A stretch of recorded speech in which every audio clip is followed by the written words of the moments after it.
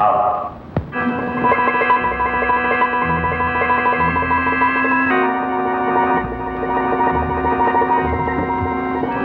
Hello.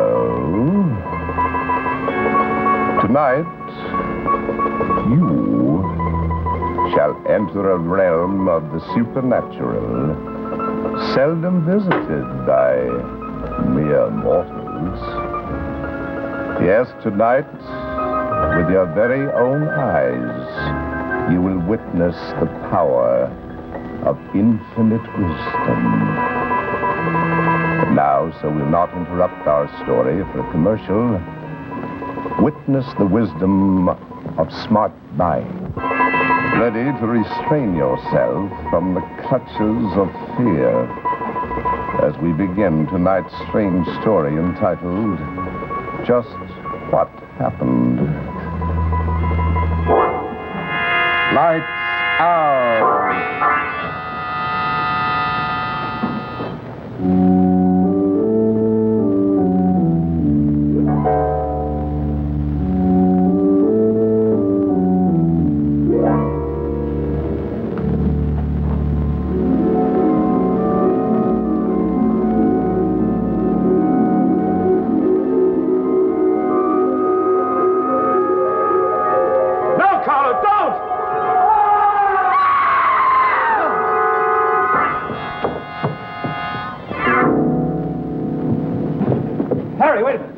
Get down there, he may still be alive. But you can't go. What do you think what you're doing? We gotta get a doctor at once. Harry, will you use your head? They may accuse us of throwing him out. We've got to get down there. They want to know how it happened. You bet they will. The police are going to ask all sorts of questions, and we're going to have to explain it somehow. We can't tell them what really happened. They'll never believe us. Let me go. We're going to have to get ourselves a story, and all of us stick to it. You're going to get out of the way.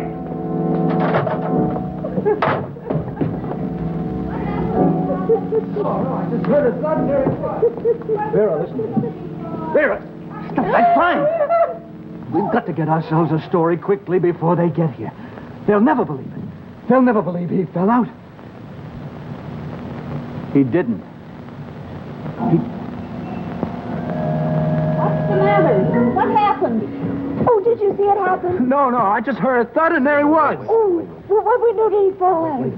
Hey, he was up there. What's that? Oh, He yeah, was up there. He went up with some other people. They're up there now, I guess. I don't know who they are. Mr. Maddox, yeah. He goes up there all the time to see Mr. Melius. What happened? Well, Go on, what happened?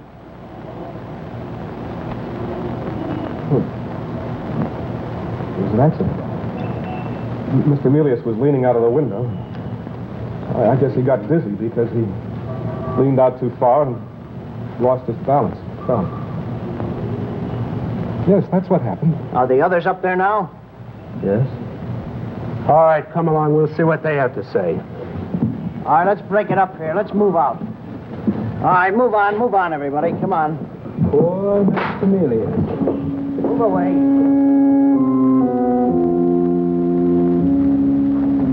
Remember what I said. Yes.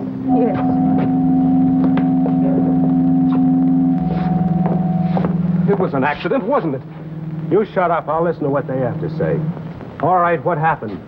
Well, it happened this way. We were having a little party. There were 5 of us. 5? Yes. Mr. Maddox brought a girl. I think her name was Lydia Gay. Mr. Melius, who lived here, didn't like Miss Gay, and Maddox started to quarrel with him. Then Miss Gay went home feeling insulted, and Maddox became angry and abusive. Then they started fighting over there by the window, and he fell. Or was he pushed? That's a lie. That's not what happened at all. You agree with this fellow? Yes, it happened just the way he said. Vera. That's 2 against 1. Oh, but it isn't true. It isn't true at all. You did bring a girl here. Yes. And she left in a huff? Yes, but that's no reason I would... What happened? Well, it was my fault, I admit that. But I didn't kill Carlo Melius. I didn't. All right, I'll be taking all of you down to the station. Come on. It's our story, and we're going to stick to it. Now, don't forget that. Come on, you two.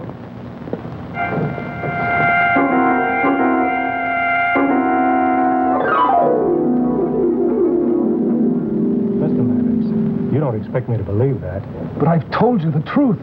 The jury will think you're insane. Oh, I'm as sane as you are. Not with that story in that. If you want to set up a defense of insanity, all right, then go ahead and tell your fairy tale to the jury. But if you insist upon not being considered insane, then I can't let you take the stand. I admit it's a little difficult to believe. I'd rather go to an asylum than to the chair. But I don't want to be caged up with a lot of lunatics the rest of my life.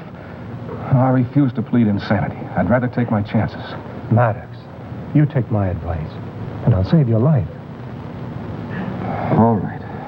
What do you want me to do? Good. Now, you do as I say, and you'll stand a chance of getting off with a second-degree murder verdict.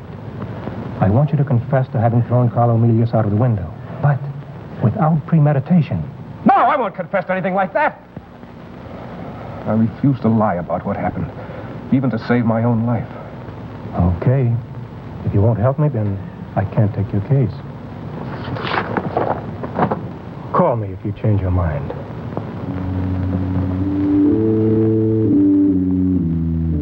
Hear ye, hear ye. All those having business before this court come forward, and ye shall be heard. People of the state of New York against Harry Maddox. Raise your right hand. Do you solemnly swear to tell the truth, the whole truth, and nothing but the truth, so help you God? I do. So help me God. Your name? Harry Maddox. Be seated.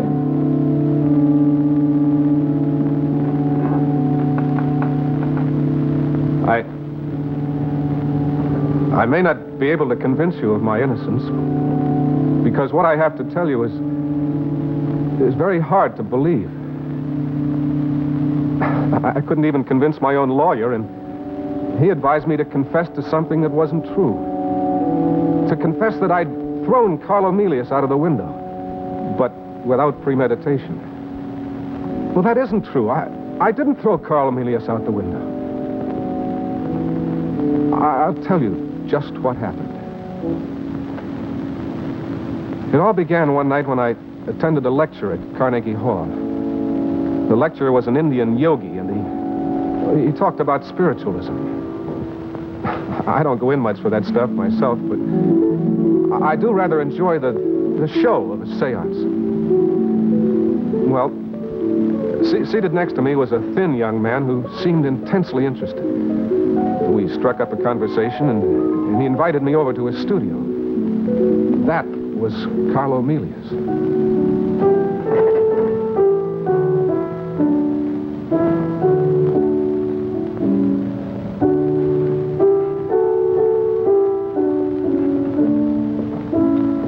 I just can't figure it out. Oh? What can't you figure out? How that medium up there on that stage could read those messages with his eyes taped up and bandaged like that. Oh, that. Some kind of a trick? A trick that has a natural explanation? No, Harry. It looked to me like genuine clairvoyance. Carlo, I can't bring myself to believe in that stuff. I'm strictly from Missouri, I have to be sure. You recall what Hamlet said? There are more things in heaven and earth, Horatio, than are dreamt of in your philosophy. Ah. Well, I'd go so far as to say that there are things in life that are difficult to explain or understand. But that's only because our minds aren't ready for the explanation. Tell me, have you ever dreamed of flying in the air? Well, sure, everybody does, one time or another. I do all the time. Some people say it's a prehistoric memory of when we were apes and jumped from tree to tree, but there's a lot more to it than that. It's a marvelous sensation. Perfectly marvelous. Why, you know, I can float along through streets, over hills, valleys, and rivers, floating anywhere I want to go, simply by directing my will. Carlo, you know what Freud's theory is. No, he's as far off as those 25-cent dream books that people read. Why, to me, these flying dreams are as real as anything in my waking life. But still only a dream. Yes, but even in a dream, you have to learn how to do it. It takes a special technique. You learn one step at a time. Carlo, I'm afraid anything is possible in a dream. I began by taking enormous jumps, perhaps 100 feet. And then when I land, I spring off again, exactly like a bouncing ball. It's a question of timing your mental impulses. I finally got the hang of it. It's just like swimming. You almost make it sound real. I finally learned how to take off, even while lying flat on my back. Of course, Harry, it takes a tremendous amount of concentration and willpower. But you know, If you try hard enough, you can rise slowly in the air. In your dreams, you... Yes, in my dreams. But the sensation is so vivid, so powerful, that after I wake up, I actually try to do it. In fact, I try to do it every morning in bed. It seems impossible that I shouldn't be able to do it the way I do in my dreams. I know exactly how it's done. I think you would have demonstrated for me right then if the doorbell hadn't rung. I remember we were both kind of annoyed at the interruption. It was like being wakened too early in the morning. Well, it was Hunter and his friend Vera. We were all introduced, and it seems they knew all about Carlo's interest in levitation, and Hunter encouraged him to talk about it. I had no idea the thing was so well known. Oh, yes, everybody believed it in the Middle Ages. Why, there's some historic cases of men flying in the air while praying. Flying in the air? Yes, they would hang there suspended, still praying. Why, Cardinal Newman in his Apologia professed to the reality of levitation.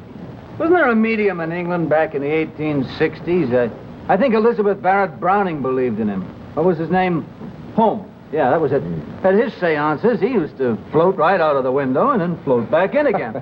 I don't believe that ever really happened. Oh, it did, Harry, it did. Sir William Crooks was present at several of Holmes' seances and testified to the truth of the phenomena. Yeah, but wasn't he exposed later? I know some crooked mediums who have done levitation by means of trickery. Magicians do it all the time. That doesn't prove that it isn't possible to overcome the force of gravity by some unknown power or some sheer effort of the will. He walked on the water, didn't he? And the Apostle Peter did too. And he sank only because he didn't have enough faith. You've got to have enough faith or you never can do it. The miracles? Miracles are merely the phenomena of scientific laws we don't yet understand. The Swami Vivekananda says it's possible even nowadays. Yeah, but those miraculous things the yogis in India do, they're the result of, severe ascetic training. You can't develop these powers, Carlo, if you smoke and drink and eat steaks and chops. And I never saw a mystic with a short haircut and a close shave. Nor did I ever see one who wore smartly tailored clothes. Well, maybe you're right. But I know exactly how it's done. And I'll do it, too.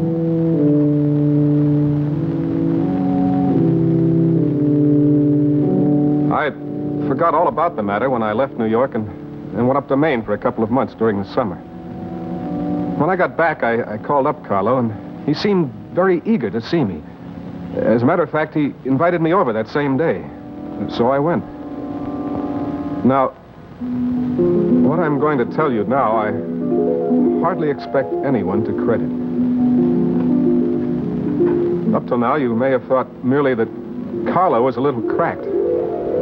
From this point on, you may think that I am, too. But I'm not.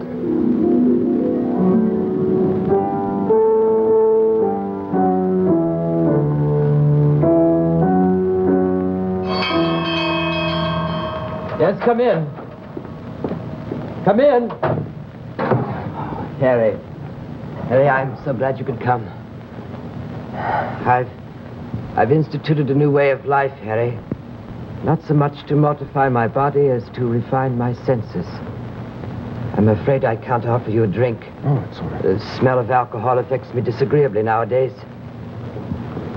Carlo, are you sure you're all right? Oh, yes, don't worry about me. I'm all right, but I do wish you'd stop smoking. Oh, I'm sorry. My senses have become so acute lately. Do you know, Harry, I can hear what people are saying out in the street. And I can read when it's almost pitch dark. There's a new power growing in me. Power? Yes. A spiritual power, perhaps psychic. It's a new kind of force, but it does take a lot out of me. I've lost about 18 pounds. But then it's easier that way. There's not so much of me to lift. Carlo, do you mean to say you've had success already? That you've actually lifted yourself? Yes. This morning I succeeded in rising several inches above my bed. And the telephone rang and it seemed to break my concentration and I dropped back again. Or else the bell woke me. It's getting hard for me to distinguish between my real life and my dreams. I don't know anymore. Sometimes think I'm asleep. Then again, I don't know. Harry, I want you to watch me and see what happens. I know I need a witness in order to find out how far I'm progressing. All right. Show me.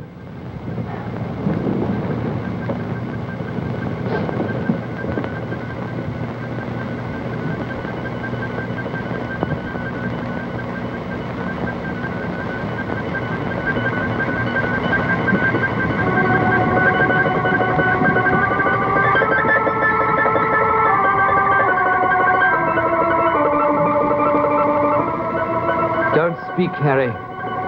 Concentrate with me.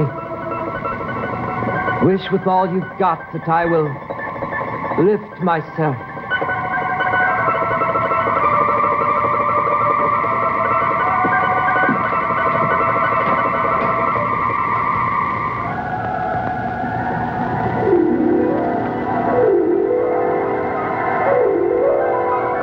I'm growing weaker, Harry.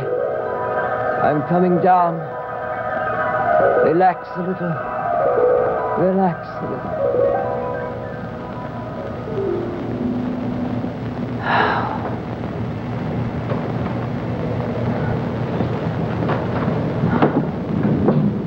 You helped a lot, Harry. I could feel your added power lifting me. Oh, my head. Do you know, Harry, with more concentration, I believe I could float about the room like Holmes did. Carlo, this is something uncanny. But you mustn't do it again. Something will happen to you. No, I'm going to try, and I'll keep on trying. Yes, we must ask Vera and Hunter to work with us. I wonder if a woman present would help. Vera's psychic, you know. She can read your thoughts. I've seen her do extraordinary things. Yes, in the 17th century, she would have been burned as a witch. Yes, I know what you mean. The eyes. She has what the gypsies call the light behind the eyes. But she's interested in this work, Harry. She strengthens my faith. Carlo, if you feel that way about it, I wonder if you'd mind if I brought someone I met this summer. All right. All right, Harry. There will be 5 of us then. 5 of us concentrating together will form a sort of psychic battery. And that's where I made my fatal mistake. I didn't tell Lydia exactly what the party was going to be like. If I had, then she could have testified earlier that I had told her we were going to experiment with levitation. But I didn't. I wanted to surprise her. That's why all she could say truthfully was that I had asked her to come up to Carlo's with me and hadn't even told her that there wouldn't be any drinks.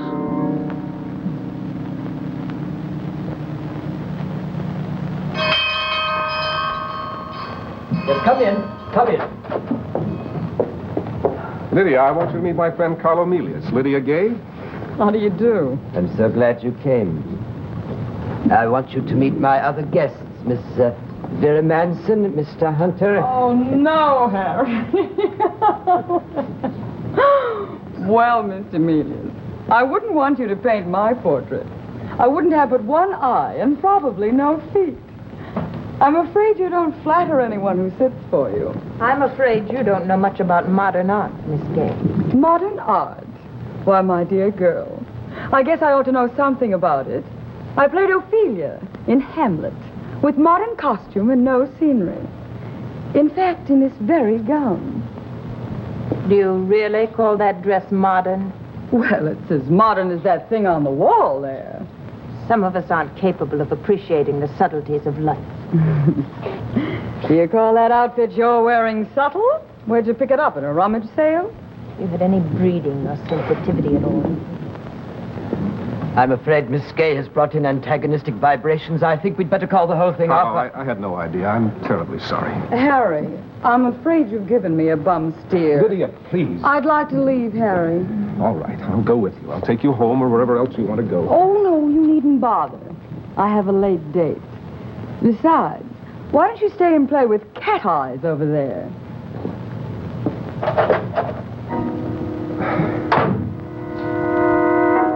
You can imagine how ruffled we all were, but there was absolutely no comment at all.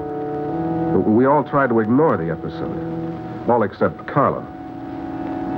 Vera finally succeeded in getting him to agree to go on with the seance.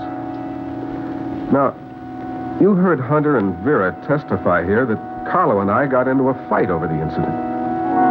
The idea of Carlo Melius, who was always peaceful and was weakened by his fasting anyway, he weighed only 118 pounds. The idea of his getting into a vulgar brawl is absurd. So there you have the setup for that night in Carlo Melius' studio. The night he died.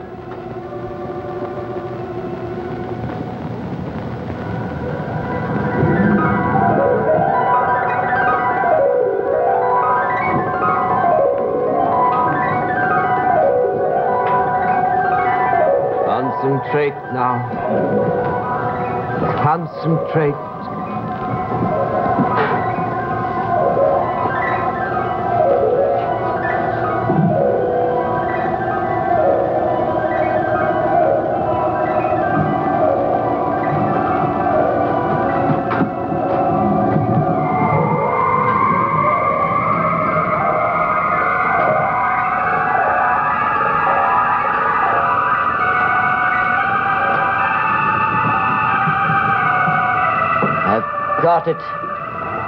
I've got it.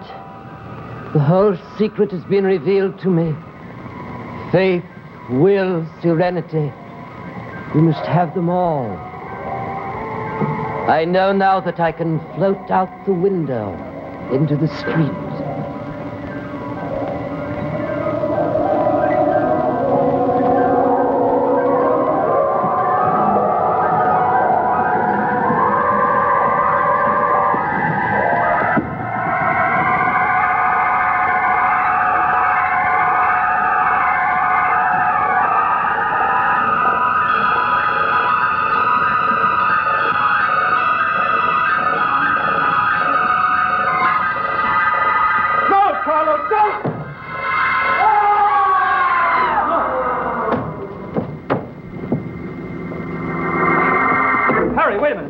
To get down there, he may still be alive. But you can't go. Will you think what you're doing? We have to get a doctor at once. Will you use your head? They may accuse us of throwing him out. We've got to get down there. They want to know how it happened. You bet they'll want to know. The police will ask all sorts of questions, and we've got to explain it somehow. We can't tell them what really happened. They'd never believe us. Let me go. We've got to get ourselves a story right now, and all of us stick to it. Get out of the way.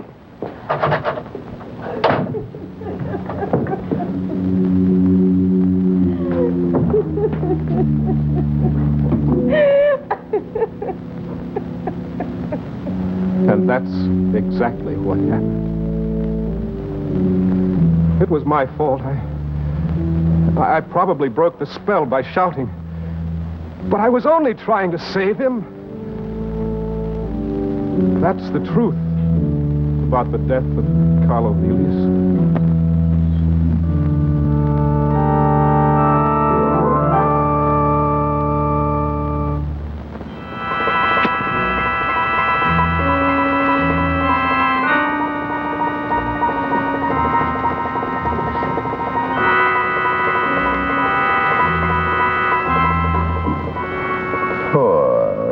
Mr. Maddox. No one will believe him. No one except those of us who, with our very own eyes, saw just what happened.